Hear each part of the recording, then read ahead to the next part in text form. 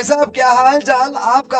आपके अपने channel cricket रौला में आपका भाई, जी हाँ, आपका स्वागत करता है। तो आज बात करने जा रहा हूं मैं उस कंट्रोवर्सी की जिसने the God of cricket, cricket के भगवान सचिन तेंदुलकर को बॉल टेम्परिंग के आरोपों में घेर दिया था।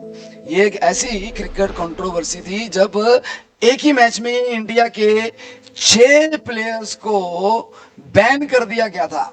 ये एक ऐसी कंट्रोवर्सी थी जिसके अंदर क्रिकेटिंग वर्ल्ड दो हिस्सों में डिवाइड हो गया था। ऑस्ट्रेलिया, इंग्लैंड, न्यूजीलैंड और इंडिया, साउथ अफ्रीका और बाकी क्रिकेटिंग के प्लेइंग नेशंस। ये एक ऐसी कंट्रोवर्सी थी जिसने ये बताया दुनिया को कि बीसीसीआई एक बहुत ही पावरफुल क्रिकेट बोर्ड है। तो भाई साहब, कंट्रोवर्सी शुरू होती है जब इंडिया साउथ अफ्रीका जाता है 2001 में 3 मैचेस की टेस्ट सीरीज खेलने के लिए। पहला मैच इंडिया बुरी तरह से हार जाता है और साउथ अफ्रीका इंडिया को 9 विकेटों से हरा देता है। लेकिन इस मैच में अच्छी चीज ये हुई थी कि वीरेंद्र सहवाग अपनी लाइफ का पहला टेस्ट सेंचुरी मारता है। जी हाँ, उसके बाद मैच खेला जाता है second test match Port Elizabeth में। जी हाँ, इस टेस्ट मैच के अंदर साउथ अफ्रीका पहले बैटिंग करता है और पहले दिन साउथ अफ्रीका मारता है 362 रन। जवाब में इंडिया सिर्फ 201 रन बना करके हो जाता है आउट। फिर साउथ अफ्रीका तीसरे दिन बैटिंग करता है। साउथ अफ्रीका का स्कोर 233, 5 आउट और साउथ अफ्रीका कर देता है डिक्लेयर। और चौथे दिन का गेम जब खत्म होती है तब तक इंडिया का स्कोर था 28 रन 1 विकेट के नुकसान पे। ऐसा लग रहा था कि ये मैच हर हालत में ड्रॉ होगा।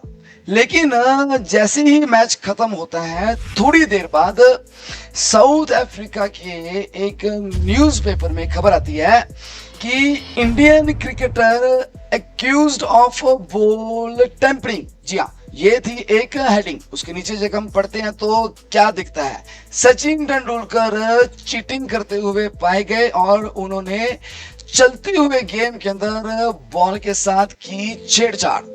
थोड़ा और नीचे जाते हैं तो लिखा होता है कि इंडिया के 6 प्लेयर्स को मैच रेफरी माइक डेनिस कर देते हैं बैन।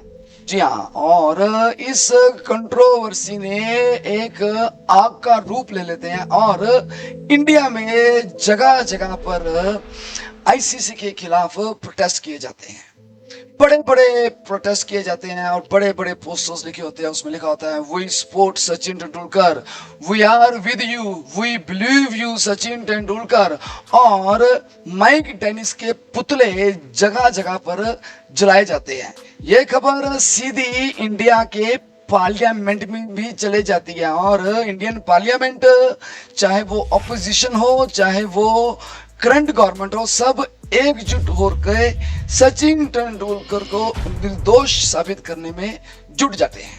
तो जगमोहन डालमिया, जो उस टाइम बीसीसीआई के प्रेसिडेंट थे, वो आईसीसी से संपर्क करते हैं और आईसीसी को कहते हैं कि इस मामले में आप तहकीकात कीजिए और सचिन तेंदुलकर के ऊपर जो बॉल टेम्परिंग का आरोप लगाया है या तो उसको सिद्ध कीजिए या फिर इस आरोप को वापस लीजिए। तो आईसीसी ने आश्वासन दिया बीसीसीआई को कि हम इस मैटर को देखेंगे, तो आप 5वें दिन का टेस्ट क्रिकेट जो है वो आप खेलिएगा। तो इंडिया अब 5वें दिन टेस्ट मैच खेलता है और इस मैच को कर देता है इंडिया ड्रॉ। अब आपको मैं बताने लगा हूं बैकग्राउंड, बैक स्टोरी कि ये एलिगेशंस लगे क्यों थे। तो होता ये है कि जब इंडिया चौथे दिन का मैच खेल कर वापिस आ रहा होता है तो माइक डेनिस वो संपर्क करते हैं इंडियन टीम के साथ और वो कहते हैं कि इंडिया के 6 प्लेयर्स को बैन किया जा रहा है, इंक्लूडिंग सचिन तेंदुलकर। उनके ऊपर 1 साल का सस्पेंशन और बॉल टेम्परिंग का आरोप। तो जब उनसे पूछा जाता है कि ऐसा क्या हुआ तो उन्होंने बताया कि जब तीसरे दिन का मैच चल रहा था, सेकंड टेस्ट मैच, तो तब पाया ये गया कि जब सचिन तेंदुलकर बॉलिंग कर रहे थे तो उनकी गेंद जरूरत से ज्यादा स्विंग कर रही थी। मतलब अगर उनकी बॉलिंग की स्विंग को इंडिया के बाकी प्लेयर्स के साथ कंपेयर करें तो सचिन तेंदुलकर की बॉल हवा में बातें कर रही थी।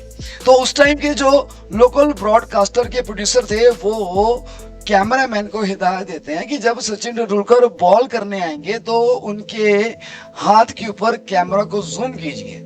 इसके पीछे ब्रॉडकास्टर का ये रीजन नहीं था कि ब्रॉडकास्टर सोच रहा था कि सचिन तेंदुलकर ने बॉल टेम्परिंग की है, बल्कि ब्रॉडकास्टर ये जानना चाहता था कि जब सचिन तेंदुलकर गेंद करा रहे हैं तो वो गेंद को किस ग्रिप के साथ पकड़ रहे थे। तो जब कैमरामैन ने फोकस किया सचिन तेंदुलकर के हाथों पे जब वो बॉलिंग कर रहे थे तो ये पाया गया कि सचिन तेंदुलकर ऐसे कर रहे थे, गेंद को ऐसे पकड़ के इन दो फोर हैंड की उंगलियों के साथ अपने नाखूनों के साथ गेंद को, जो ये सीम है यहाँ पर जमी हुई थी मिट्टी और घास, तो वो अपने नाखूनों से उसको कर रहे थे साफ। और सचिन तेंदुलकर ये करते हुए 2 बार पाए गए। अब होता क्या है, वो जो फुटेज है वो दे दी जाती है मैच रेफरी माइक डेनिस को। तो जब चौथा दिन का मैच चल रहा होता है तो माइक डेनिस इस फुटेज को एग्जामिन करते हैं और वो इस डिसीजन पे आते हैं कि सचिन तेंदुलकर ने बॉल टेम्परिंग की है, मतलब कि उन्होंने गेंद के साथ छेड़छाड़ की है। यहाँ पर मैं आपको बता देना चाहता हूँ, एक आईसीसी का रूल है 43.2 बी के अनुसार कि अगर बॉलिंग करती हुई टीम, मतलब फील्डिंग करती हुई टीम को लगता है कि बॉल गंदी हो चुकी है और उसको साफ करने की जरूरत है तो उस टीम को अंपायर से परमिशन लेनी पड़ती है, नंबर 1। नंबर 2, अंपायर के सामने ही गेंद को साफ करना पड़ता है। जी हाँ, लेकिन अगर फॉर एग्जांपल अंपायर ऐसे खड़ा और आप उसकी पीठ पीछे गेंद को साफ कर रहे हैं, हालांकि आप परमिशन ले भी चुके हैं, तब भी ये एक ऑफेंस माना जाएगा।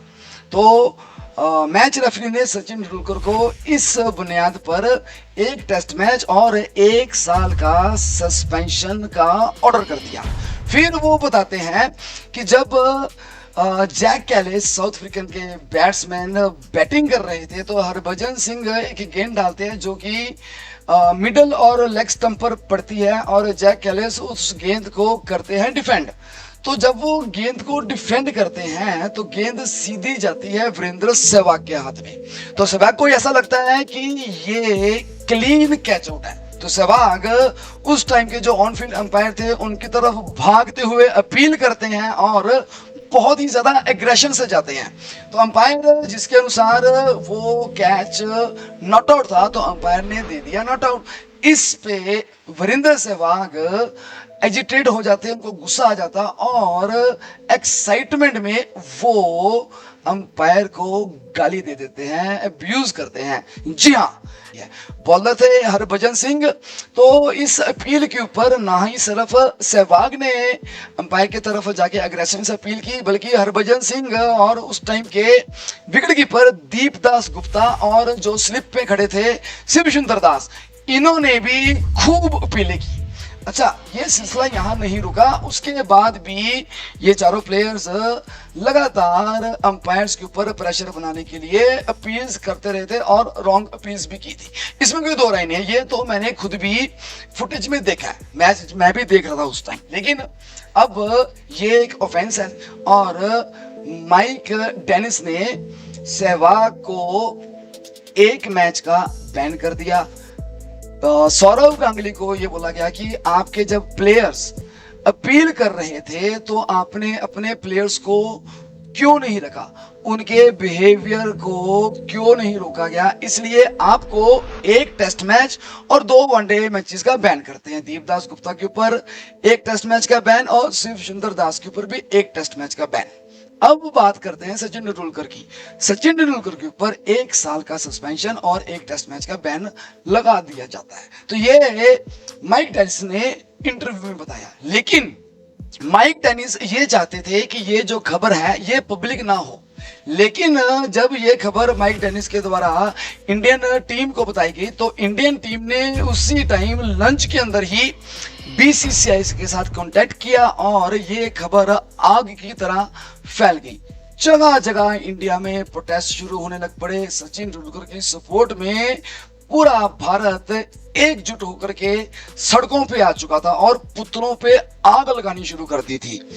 बीसीसीआई के उस टाइम के सेक्रेटरी, जिनका नाम था निरंजन शाह, उन्होंने ये बोला कि हमें मैच रेफरी माइक डेनिस पर अब बिल्कुल भी यकीन नहीं रहा। ये बहुत ही बायस अंपायर है। इन्होंने जितने भी फैसले मैच के अंदर लिए हैं वो सब के सब भारत के खिलाफ थे।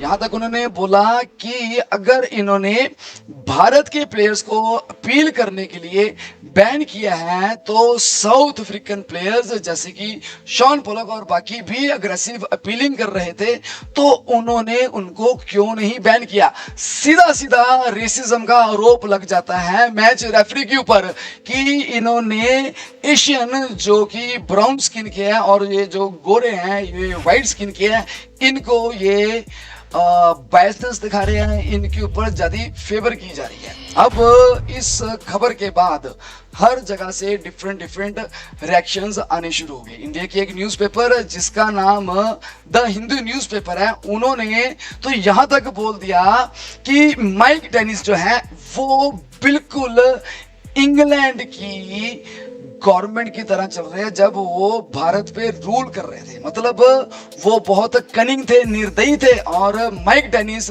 जो कि मैच रेफरी था वो भी बहुत ही निर्दयी है। तो ये स्टेटमेंट आती है हिंदू न्यूज़पेपर की तरफ से।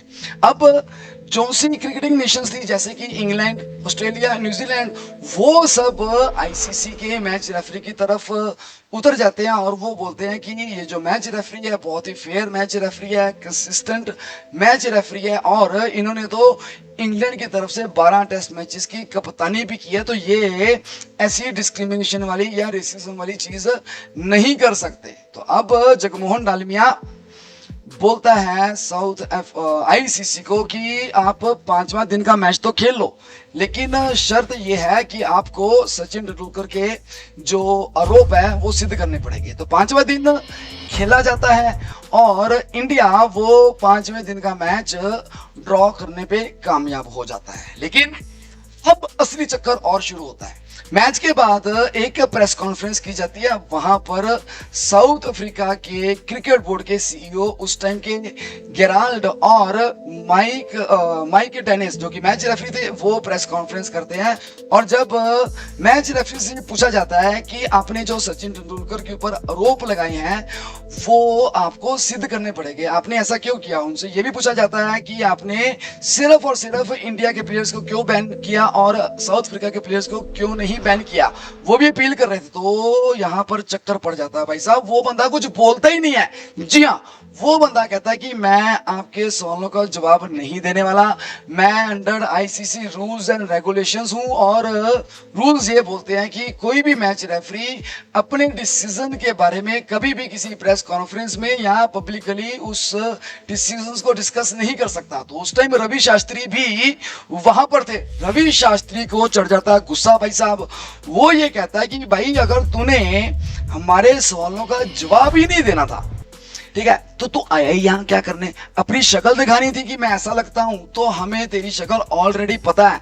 तो भाई साहब आपका यहां आना तो टोटली ही बेबुनियाद है, बिना किसी मतलब के आप यहां पर टाइम वेस्ट करने आए हो। तो अब डेनिस ये बोलते हैं कि भाई साहब मैं यहां पर इस करके आया हूं क्योंकि साउथ अफ्रीका का जो सीईओ है गेराल्ड, ये मुझे जबरदस्ती लेके आया। भाई कोई बात बनी, आपको कोई जबरदस्ती कैसे लेके आ सकता। फिर खैर ये उनका कहना था।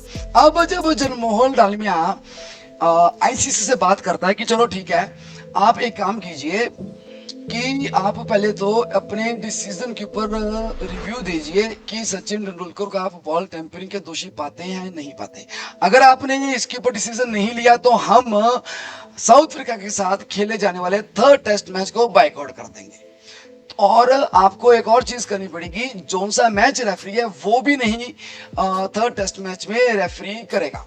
तो आईसीसी जो कि उस टाइम बीसीसीआई से डर गया था और उन्होंने एक डिसीजन निकाला और उसमें बोला कि सचिन तेंदुलकर को बाइज्जत बरी किया जाता है। सचिन तेंदुलकर हालांकि दोषी है कि उन्होंने गेंद को क्लीन किया था और अंपायर की परमिशन के बगैर, लेकिन वो बॉल टेम्परिंग नहीं थी।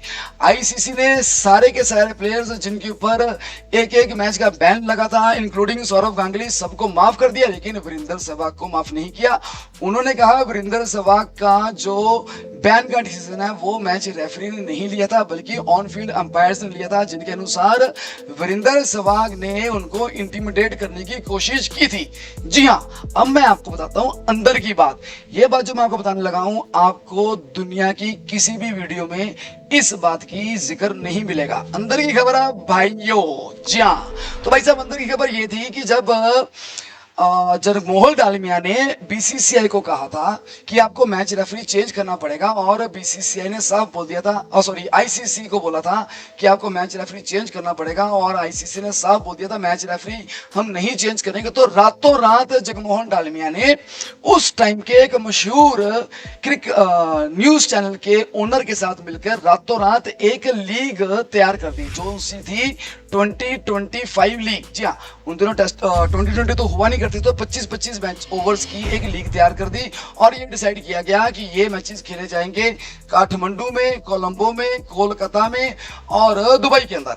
और भाई साहब अब आईसीसी को ये खबर मिल जाती है कि भाई साहब जगमोहन डालमिया जो है ये अब हमारे से बगावत करने वाला है और एक अपना ही क्रिकेट लीग शुरू करने जा रही है। लेकिन आईसीसी इस चीज पर अड़ा रहा कि हम रेफरी नहीं चेंज करेंगे, लेकिन हमने आपके कहने के अनुसार सारे के सारे जो एलिगेशंस थे बाकी प्लेयर्स पे वो तो हमने रिमूव कर दिए हैं। लेकिन अब जगमोहन डालमिया कहते हैं कि हम ये मैच नहीं खेलने वाले, क्योंकि इंडियन प्लेयर्स ये कह रहे हैं कि अगर आप तीसरा टेस्ट मैच इसी मैच रेफरी के अंडर खिलाएंगे तो हमें ये डर लग रहा है कि अगर हम अपील करें तो कहीं वो फिर से हमें डिस्क्वालीफाई ना कर दे या फिर हमें बैन ना कर दे। अब डिसीजन क्या बनता है? साउथ अफ्रीका और इंडिया बैठ करके एक डिसीजन पे आते हैं कि भाई आईसीसी जो है वो तो मान नहीं रहा, वो रेफरी को चेंज नहीं कर रहे, तो हम ऐसे करते हैं, हम अपना खुद का ही एक रेफरी नया इंट्रोड्यूस करते हैं। तो साउथ अफ्रीका ने इंडिया के साथ मिलकर एक नया रेफरी इंट्रोड्यूस किया, जो कि था साउथ अफ्रीका के former wicket keeper Dennis Lindsay. जी हाँ, और उन्होंने अब अनाउंस कर दिया कि थर्ड टेस्ट मैच होगा, लेकिन थर्ड टेस्ट मैच का रेफरी होगा डेनिस लिंडसे। अब जब आईसीसी को यह खबर पड़ती है तो उस टाइम के आईसीसी के सीईओ मैल्कम स्पीड ये कहते हैं कि दिस इज अनएक्सेप्टेबल। अगर आप आईसीसी के द्वारा नियुक्त किया कोई भी मैच रेफरी इस सिचुएशन में आके अपनी मर्जी से सैक कर देंगे तो दिस इज नॉट एक्सेप्टेबल। अगर ऐसा हुआ तो फ्यूचर में बाकी क्रिकेट बोर्ड्स भी अपनी मनमर्जी करेंगे। अब होता क्या है, एक बयान आता है ऑस्ट्रेलिया से स्टीव वॉक का। स्टीव वॉक कहते हैं कि सचिन तेंदुलकर जो है वो वाकई में ही बॉल टेम्परिंग कर रहे थे, उन्होंने जान के बॉल के साथ छेड़छाड़ की। सौरव गांगुली ने इसके बयान के विरुद्ध एक और प्रेस रिलीज निकाली और उसमें उन्होंने स्टीव वॉक को साफ साफ लफ्जों में बोल दिया शट अप। जी हाँ, करारा जवाब दिया सौरव गांगुली ने स्टीव वॉक को। अब साउथ अफ्रीका के ऑलराउंडर जिनका नाम था पैट सिमकॉक्स, वो भी सचिन तेंदुलकर के फेवर में आ गए। वो कहते हैं सचिन तेंदुलकर ऐसी घिनौनी हरकत कर नहीं सकता, और जेफरी बॉयकॉट ये कहते हैं कि वाकई ही मैच रेफरी बायोस था, उसने सिर्फ और सिर्फ इंडिया के प्लेयर्स को बैन किया था, साउथ अफ्रीका का एक भी प्लेयर उसने बैन नहीं किया। अब अंदर की खबर एक और आती है कि आईसीसी ने कोशिश की थी कि भाई साउथ अफ्रीका को किसी तरह से इन्फ्लुएंस कर दिया जाए और साउथ अफ्रीका को बोला जाए कि आप तीसरा टेस्ट मैच नए मैच रेफरी को यूज करके ना खेलिएगा। अब साउथ अफ्रीका का ये बयान आता है कि आप एक काम कीजिएगा, आप हमें 4 लाख साउथ अफ्रीकन करेंसी दे दीजिएगा और हम ये मैच नहीं खेलते। मतलब उनका ये था कि अगर ये थर्ड मैच इंडिया कैंसिल कर देगा तो हमें 4 लाख डॉलर्स का नुकसान होने वाला है और इसकी भरपाई कौन करेगा? हम इतने बड़ा नुकसान अफोर्ड नहीं कर सकते। और अगले ही दिन अखबारों में क्या आता है कि साउथ अफ्रीका के सीईओ गेराल्ड ने आईसीसी से 4 लाख डॉलर्स की रिश्वत मांगी है। लो भाई साहब, एक नया आरोप, कंट्रोवर्सी पे कंट्रोवर्सी। चलो भाई साहब, इसके चलते आईसीसी ने बोला कि भाई आप ऐसे कीजिए, अगर आपको ये मैच खेलना है तो फिर मैं इस मैच को अनऑफिशियल कर दूंगा। आप चाहे इस मैच में मारो सेंचुरी, चाहे मारो डबल सेंचुरी, चाहे कोई बॉलर ले 5 विकेटें, चाहे कोई बॉलर ले 10 विकेटें, आपके इस मैच के रिकॉर्ड्स को हम कभी भी जिंदगी में काउंट नहीं करेंगे और इस टेस्ट मैच को भी हम अनऑफिशियल कर देंगे। मतलब ये उन्होंने ये बोला कि आपके बीच में अभी तक 2 टेस्ट मैचेस हुए थे, एक साउथ अफ्रीका जीता था, एक ड्रॉ हुआ था। तो आईसीसी ने साउथ अफ्रीका को उस टाइम उस सीरीज का विनर डिक्लेयर कर दिया। हालांकि अभी एक मैच पड़ा था, लेकिन ठीक है भाई साहब, उनकी मर्जी। आईसीसी से बीसीसीआई नहीं डरने वाला था और अब ये डिसाइड करते हैं तीसरा टेस्ट मैच तो होना ही होना है। और बीसीसीआई ने एक और ऐलान कर दिया था कि match referee mic Dennis stadium के आसपास भी नजर नहीं आना चाहिए, अंदर आना तो छोड़ो। जी हाँ, तो भाई साहब आईसीसी ने in terms of the security रातों रात मैच रेफरी को वहां से उठा करके वापस इंग्लैंड पहुंचा दिया, उनकी सिक्योरिटी रीजन करके। इसके बाद इस मैच रेफरी को आईसीसी ने 2 टेस्ट मैच और 3 वनडे इंटरनेशनल खिलाए थे और उसके बाद कभी भी माइक डेनिस को एज एंड मैच रेफरी नहीं अपॉइंट किया गया। लेकिन भाइयों, इस कंट्रोवर्सी से ये पता चल गया दुनिया को कि बीसीसीआई अब कभी भी झुकने वाला नहीं है। आज की डेट में बीसीसीआई आईसीसी जैसे 100 क्रिकेट बोर्ड्स खड़े कर सकता है। और सबसे बड़ी बात, हमारा अपना क्रिकेट का भगवान, the God of cricket, Sachin Tendulkar पाक साफ किए जाते हैं। उनका जो दामन है, जिसके ऊपर आज तक लाइफ में कभी भी कोई भी कंट्रोवर्सी नहीं लगी, कभी भी चीटिंग आरोप नहीं लगा, सचिन तेंदुलकर बाइज्जत बरी हो गए थे। तो गाइस, अगर आपको मेरी वीडियो अच्छी लगी है तो प्लीज इसको लाइक कीजिए, सब्सक्राइब कीजिए, बेल आइकन को दबाइए और जितना हो सके इस वीडियो को शेयर कीजिए। आपके साथ अगली वीडियो लेकर के जल्दी ही हाजिर होऊंगा। तब तक के लिए सत श्री अकाल, नमस्कार, शब्बा खैर। जी हाँ।